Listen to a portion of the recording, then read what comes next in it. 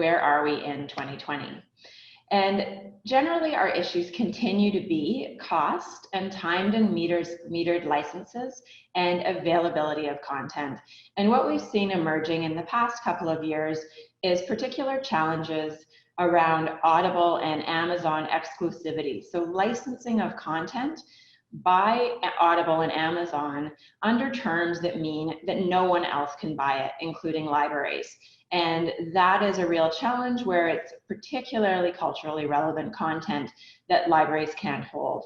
So a disappointing emergence, and often we're learning that the publishers or the authors that are making these choices don't understand the implications. So this is something for you to take opportunities to talk about.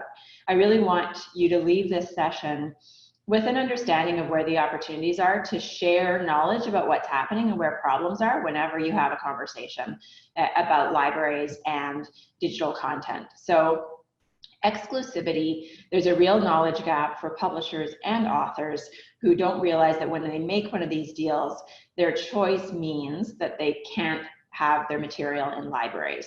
So a newer issue in the past couple of years. And we were generally going along pretty well. Things had settled over the 4-year period between about 2015 and 2019. And then starting middle of last year, restrictions really began to come down. So that played out as a move from one copy, one user or perpetual licenses to limited term, metered licensing, limited circs. So we saw in June and July of 2019, Hachette moved from a one copy, one user license to a 2-year term license, Simon & Schuster to a 2-year license and per circ pricing. Blackstone Audio instituted a 90-day embargo, and Macmillan in the fall of last year instituted a partial embargo, so only allowing the sale of one license in the first 8 weeks.